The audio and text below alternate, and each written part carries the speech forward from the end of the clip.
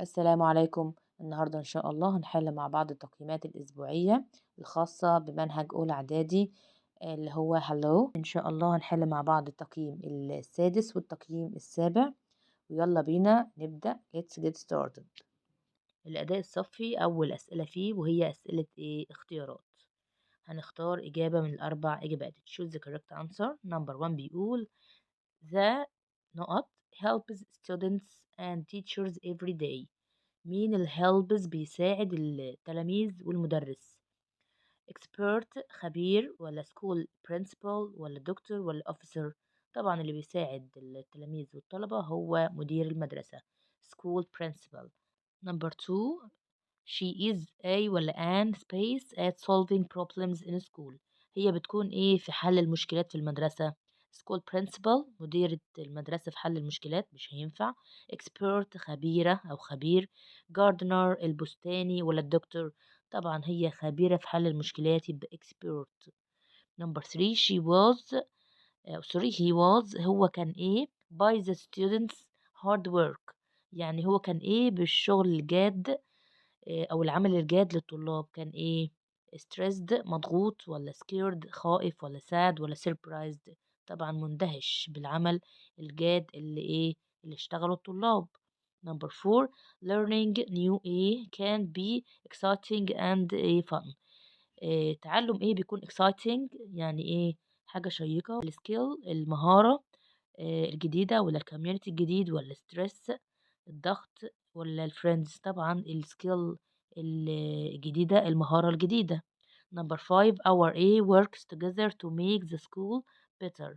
مين اللي بيشتغل بجد علشان يعني يخلي المدرسة أفضل، يجعل المدرسة أفضل. هنا بيقول teachers المدرسين ولا الكوميونتي ولا students طلاب ولا الفريندز؟ طبعا our community المجتمع بتاعي كله بيعمل معا علشان يجعل المدرسة أفضل. يعني الطلاب والمدرسين كلهم عاملين community تمام بيخلي المدرسة أفضل.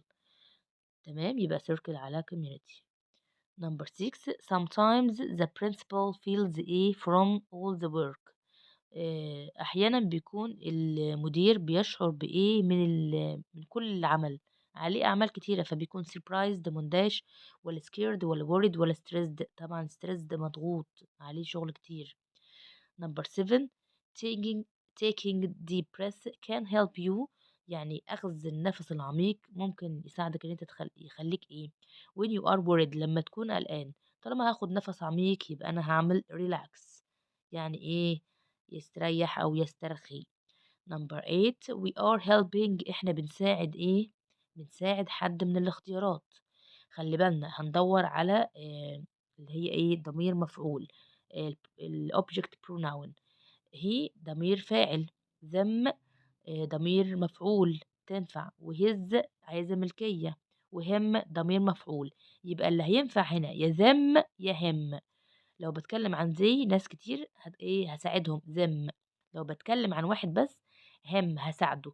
لازم نقرا الجملة الأخيرة علشان نفهم هنساعد مين بالظبط. بيقول لي بعد النقط with his homework tonight. يعني في الواجب بتاعه النهاردة. طالما الواجب بتاعه يبقى هو فرد واحد، شخص واحد، يبقى هساعده. we are helping him with his homework tonight.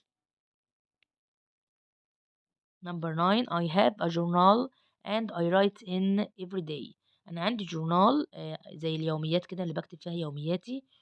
I write in بكتب فيها every day. بكتب him طبعا ده ضمير مفعول لهي مش هينفع ولد أكتب فيه. her البنت برضو مش هينفع، احنا عايزين حاجة غير عاقل، بتكلم على اليوميات يبقى طبعا it. آخر سؤال في الأداء الصفي we do regular exercise it helps to relax. بنعمل بنعمل تمرين منتظم وبيساعدنا ان relax. مين اللي بيتكلم؟ مين صاحب الجملة؟ وي الفاعل وي، يبقى عايز ضمير مفعول خاص بوي، يبقى helps us بيساعدنا. ده ال اسمه البروناون object بتاع وي. يبقى الفاعل هنا هو المفتاح بتاع الجملة، الفاعل we، إذًا هناخد us. لو كنت باتكلم مثلًا على she البنت، كنت ساعتها هاخد إيه her، وهكذا. تمام؟ يالّا نبدأ في الأداء المنزلي أو الhomework الخاص بالأسبوع السادس. يالّا بينا يا أولى إعدادي. يالّا بينا نحل الأداء المنزلي الhomework الخاص بالأسبوع السادس. يالّا يا prep 1. وطبعًا إحنا بنتكلم عن unit 3. برضه هنا أسئلة اختيارات. number 1 بيقول the A makes sure everyone follows the rules. مين اللي make sure يعني إيه؟ يتأكد إن كل الناس follows the rules، يعني بتتبع القواعد. الschool principal والّا الexperts والّا الskill والّا الcommunity؟ طبعًا هنا إيه الschool principal، مدير المدرسة. number 2 he felt، هو حس بإيه when students remembered all the rules؟ هو حس بإيه لما لقى كل الطلاب بتتذكر إيه القواعد؟ طبعا طالما الطلاب ماشيين على قواعد القواعد المظبوطة، فطبعا هيحس إن هو إيه مندهش، يعني فرحان surprised. number 3 she is a ولا an a at keeping the school safe and happy؟ هي بتكون إيه إن هي بتخلي المدرسة مثلًا في سلامة وأمان وتكون سعيدة. بتكون skill، هي بتكون مهارة، والّا principal مديرة مدرسة أو مديرة، والّا expert خبيرة، والّا community؟ طبعًا expert خبيرة، خبيرة إن هي تحافظ على إيه أمن وسلامة المدرسة. our school إيه includes، يعني إيه المدرسي بتاعنا يشتمل على الstudents الطلاب والteachers والparents. مين المدرسة من الاختيارات؟ الcommunity المجتمع، والّا الexperts الخبراء، والّا الprincipals اللي هم مدراء المدرسة، والّا الskills؟ طبعًا طالما طالب ومعلم وولي أمر يبقى ده مجتمع مدرسي community، اسمه school community، يبقى نعمل circle على community. number 5 practicing a like drawing can help you get really good at it. يعني إيه؟ يعني أنت هنا بيقول لك ممارسة إيه زي الرسم. طبعًا ممارسة الإيه الhobby، ما فيش hobby، يبقى الأنسب إيه الskill الهواية بتاعتنا. دي أنسب اختيار من الاختيارات. يبقى الdrawing هيكون إيه skill مهارة. number 6 بتقول سمير needs to plan. سمير محتاج يخطط للfree time. الfree time هنا حاجة بتاعة سمير، يعني عايز هنا ضمير ملكية، ضمير ملكية لهي. خلّي بالنا سمير هنا مكانه ممكن نحط he، يبقى الhe هنجيب لها ضمير ملكية اللي هي his. وآخر الجملة بيقول لي he could write to do list، لازم إيه كان يعمل قايمة بالإيه بكل الحاجات اللي بيخطط لها. يبقى plan إيه للfree time بتاعه؟ his والّا her والّا them والّا us؟ طبعًا his free time يعني إيه وقت الفراغ الخاص بيه. her طبعًا للبنت، وthem للفاعل them هنا ضمير مفعول للإيه لthey، وأصلًا أنا مش باتكلم عن they. وus اللي هو إحنا، أنا برضه مش باتكلم عن us. وبعدين us مش هتنفع مع free time أصلًا، أنا عايز ضمير ملكية. يبقى نعمل circle على إيه his. number 7 هنا بيقول take regular exercise and play tennis 3 times a week. يعني هنا بيقول لي إيه عايز فاعل بيعملوا إيه تمارين رياضية and play tennis، وبيلعبوا تنس 3 إيه مرات في الأسبوع. نشوف كده them أول حاجة اللي هي ضمير مفعول، أنا مش عايز ضمير مفعول، أنا عايز ضمير فاعل، يا هي يا she يا they. طيب نفترض إن هنحط هي تنفع، بس تنفع مع الفعل اللي بيكون بأس في زمن الpresent simple في المضارع البسيط. أنا عندي هنا الفعل فيه أس لأ، يبقى هي مش هتنفع. طب شي لما تيجي برضه عايز الفعل فيه أس مش هينفع. يبقى الصح إيه زي، علشان بتاخد الفعل من غير أس في الإيه في زمن المضارع الإيه البسيط. وكمان نخلي بالنا بعد and في play برضه من غير أس، يبقى برضه دي سهلت لي الجملة. طيب number 8 هنا بيقول لي they asked her، سألوها to help إن هي تساعد in the community and she agreed، ووافقت. مين اللي سألوها؟ فاعل. them مفعول ضمير مفعول. خلي بالنا الاختيارات كلها والأسئلة كلها بتدور على ضمير الفاعل وضمير المفعول وضمائر الملكية، يبقى نميّز بينهم كويس. إن شاء الله لو في وقت هاشرح لكم الحاجات دي في فيديو منفصل إن شاء الله. them مش هينفع لإن ده ضمير مفعول، his عايزة ضمير ملكية وأنا عايز فعل عندي فعل، يبقى لازم فاعل قبل الفعل. her برضه ضمير ملكية أو مفعول بتاع البنت. he اللي هي إيه، الولد. هو asked her، هو سألها، أيوه تنفع فاعل. he ضمير فاعل هو اللي هينفع، يبقى circle على he. number 9 you can go with إيه، تقدر تذهب مع إيه to the club on Thursday. هتروح مع مين الكلاب يوم الخميس. with هنا عايزة إيه، ضمير مفعول. تمام. وممكن ضمير إيه، ملكية.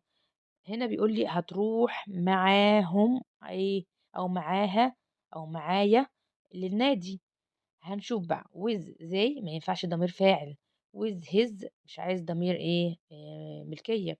with me معايا، أيوه me ضمير ملكية سوري ضمير مفعول هنا، يبقى with me أيوه تنفع. you can go with you ينفع أنت هتروح مع أنت، مش هينفع، يبقى الصح هتكون إيه me. Number 10 she could ask فريدة to play sports with friends. هي هتسأل فريدة إن هي تلعب مع أصدقائها. ترجمها كويس هتعرف تجيبها. تلعب مع أصدقائها هي مين، فريدة.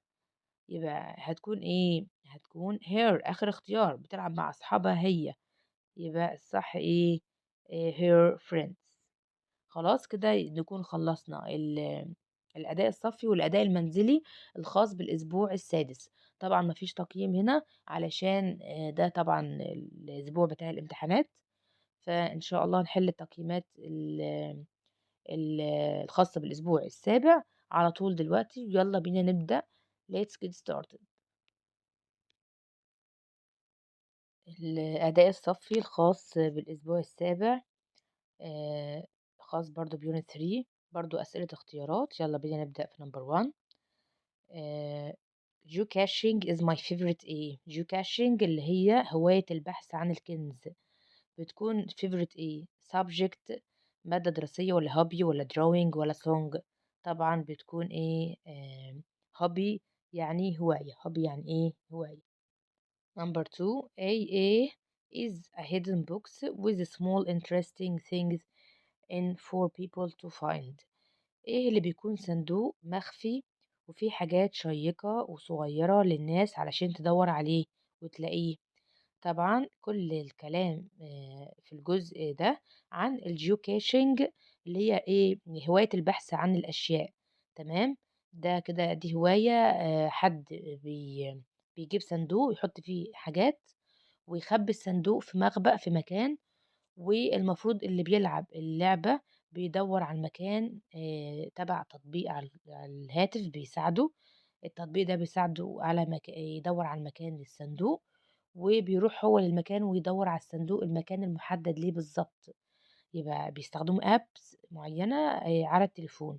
طبعا لازم يكون سمارت فون، إيه تليفون سمارت علشان يلعبوا اللعبة دي. فهنا بيقول لي الصندوق المخفي اللي فيه حاجات دي عبارة عن ايه، جوكيش اللي هي اللي هي برضو الهواية بتاعة الايه البحث عن الكنز، جوكيش. نمبر 3 بيقول A is a written record of events. ايه اللي بيكون تسجيل أو بنسجل فيه كل حاجة للأحداث، اللي هو اللوج بوك اللي هو كتاب تسجيل الأحداث، لوج بوك. نمبر 4 they are studying، هما بيذاكروا ايه in math lessons، بيدرسوا ايه في الماث lessons، حاجة اسمها coordinates الإحداثيات. Number 5 people wants to meet other people إن هي سوري she wants to meet other people. هي عايزة تقابل الناس التانيين who her hobby اللي بيعملوا ايه الهواية معاها، طبعا اللي بيشاركوا الهواية معاها share. Number 6 how did geocaching help نرمين to friends. geocaching طبعا احنا قلنا دي هواية بيلعبها كذا حد، فمن خلال اللعب فهم make friends بيكونوا صداقات make friends. Number 7 we are helping احنا بنساعد ايه with his homework tonight. بنساعد مين، her البنت ولا him الولد ولا it ولا them. طبعًا طالما باقي الجملة بيقول his homework الواجب بتاعه، يبقى بنساعد الولد، هنا him ضمير مفعول. Number 8 likes walking in nature مين اللي بيحب المشي في الطبيعة؟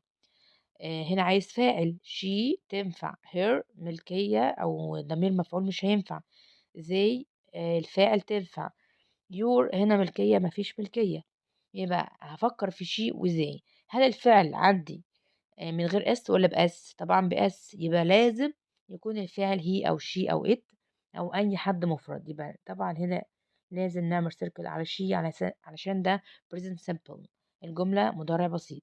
Number 9 who are مين بيكون الcupcakes at the school bazaar مين اللي بيعمل الcupcakes في الschool bazaar؟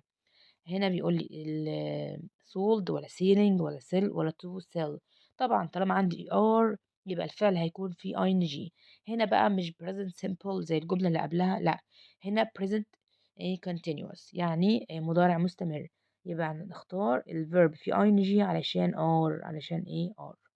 Number 10 what you doing now برضه هنا present continuous عندي الفعل فيه ing وعندي now يعني الآن يبقى طبعا لازم يا am يا is يا are طب أنا بسأل you يبقى على طول أعمل circle على are كده يكون الأداء الصفي خلص نبدأ في الأداء المنزلي الهوم work الخاص بالأسبوع السابع مرتبط بيونت 3 وهو عبارة عن أسئلة تشوز نمبر 1 بيقول A is a special sort of outdoor treasure hunt يعني هنا بيقول لي إيه اللي بيكون نوع من رحلة البحث عن الكنز وطبعا أو صيد الكنز خارجيا طبعا صيد الكنز بيكون ألعاب خارجية برا البيت فاحنا قلنا لسه قايلين مين هو أو مين هي الهواية اللي بتكون فيها بنصطاد فيها الكنز أو الصندوق أو البحث عن الإيه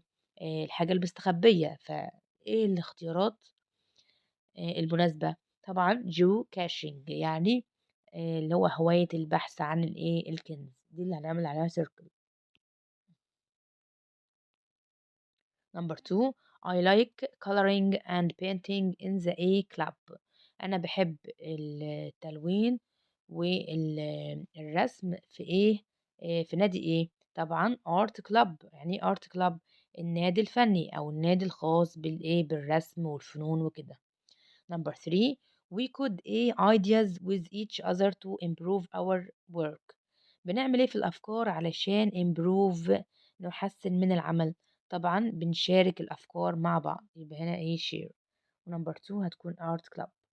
Number 4 when we disagree with someone it's important to be ايه لو احنا مختلفين مع شخص ما تمام اختلفنا خلاص بس من المهم to be ايه نكون ايه طبعا لازم نكون مهذبين مؤدبين برضو حتى لو احنا مختلفين لازم نكون ايه مهذبين محترمين.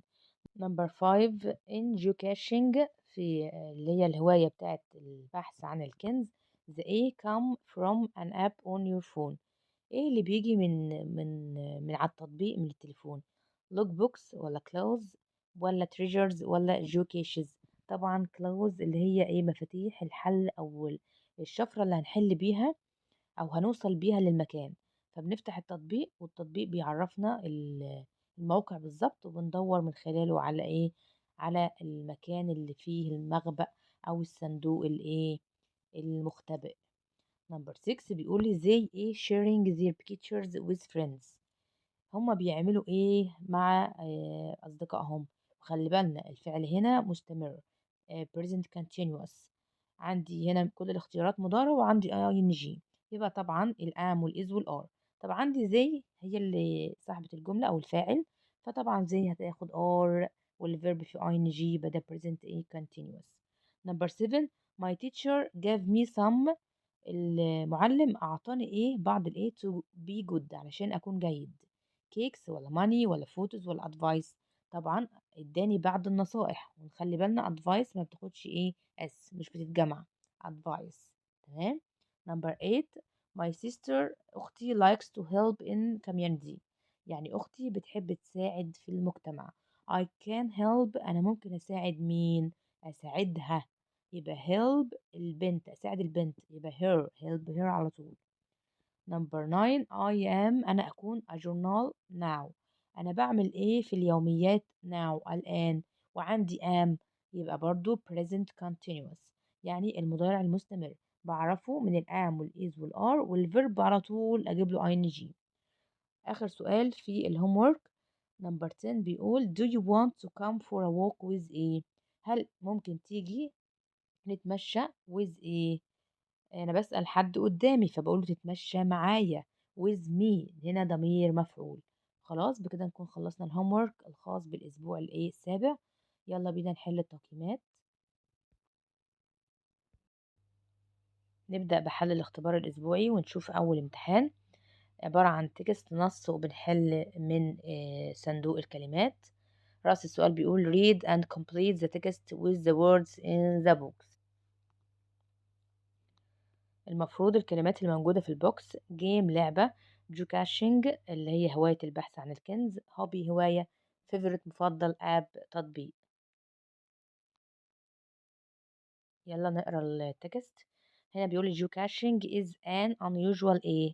geocaching دي بتكون ايه غير عادية، يا اما لعبة غير عادية يا اما هواية، يبقى هنكتب يا جيم يا هوبي. طيب نعرف ازاي نكمل باقي الجمل. it's هي بتكون ايه which you play. طالما حاجة play هتلعبها يبقى كلمة game. يبقى نمبر 2 الأكيد إن هي game، يبقى نرجع لنمبر 1 هتكون ايه هوبي هواية. يبقى أول نقط هي هواية unusual غير عادية، والاختيار النقط التانية هتكون ايه لعبة you play. to find something يعني عشان تدور على حاجة أو تلاقي حاجة that has been hidden، حاجة بتكون ايه مستخبية. in a the clothes comes from an a on your phone. في ايه بنلاقي المفاتيح اللي هنحل بيها آآ موجودة على إيه، هو أنا أصلًا بالعب إيه in geocaching إيه الهواية بتاعة البحث عن الكنز، يبقى number 3 in geocaching. بنجيب إيه من على الفون، بنجيب الapp التطبيق بيكون على التليفون ومن خلال الapp بنجيب الclothes، يبقى الصح هتكون 3 الgeocaching و4 هتكون app. it's my إيه في الآخر بيقول لك it's my إيه hobby، هي الhobby الfavorite بتاعتي المفضلة بتاعتي. تمام نشوف الامتحان اللي بعديه. الاختبار الثالث برضو read and complete the text with the words in the box. أول كلمة clothes اللي هي اللغز أو مفاتيح حل اللغز، وهانت اللي هو يصطاد أو الصيد، geocaching اللي هي لعبة البحث عن الكنز، وclothes برضو جاية تاني اللي هي اللغز أو مفاتيح حل اللغز. interesting يعني شيق. أول حاجة بيقول لي نقط is a special sort of outdoor treasure إيه. بيتكلم عن بندور على الكنز في الخارج، هي مين اللي بندور فيها على الكنز؟ طبعا geocaching. يبقى أول حاجة geocaching ونكمل برضو بتكون ايه outdoor treasure ايه. طبعا hunt بندور على ايه الكنز، يبقى أول حاجة geocaching ونمبر 2 ايه hunt. just like a normal treasure hunt، تمام زي ما أكننا بنصطاد ايه كنز كده طبيعي. you solve انت بتحل ايه. طبعا بنحل clues اللي هي ايه الألغاز. to help you ان هي الألغاز دي لما بتحلها بتساعدك to find something ان انت تلاقي حاجة ايه interesting شيقة، يبقى interesting هتكون number 4. يبقى أكننا بندور على ايه كنز حقيقي، ولكن but in geocaching في الجيوكاشنج بيكون في حاجة بتيجي من على التليفون، هي ايه الكلاوز اللي هي الايه المفاتيح اللي هنحل بيها اللغز اسمها كلاوز، يبقى دي نمبر 5. يبقى كلوز اتكررت في نمبر 5 كده، ونمبر 3 استخدمناها مرتين. تمام بكده نكون حلينا التقييم السادس والسابع. ان شاء الله هنحل بعد كده باقي التقييمات. يا رب تكونوا استفدتوا، واستنونا ان شاء الله في فيديوهات جاية، بس ما تنسوش السبسكرايب واللايك الجميل بتاعكم علشان ان شاء الله نتشجع ان احنا ننزل فيديوهات اكتر. ومع السلامة.